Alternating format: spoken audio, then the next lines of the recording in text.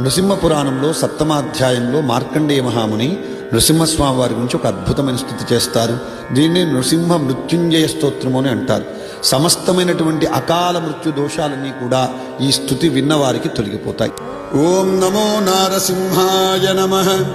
మార్కండేయ ఉవాచ నారాయణం సహస్రాక్షం పద్మనాభం పురాతనం ప్రణతోస్మి హృషీకేశం కిం మే మృత్యుః కరిష్యతి.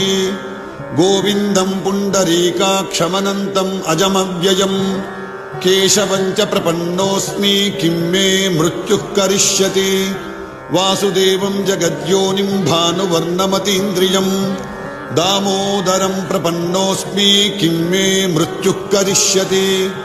శంఖచక్రధరం దేవం ఛన్నరూపిణమవ్యయం అధోక్షజం ప్రపన్నోస్మి కిం మే మృత్యుః కరిష్యతి.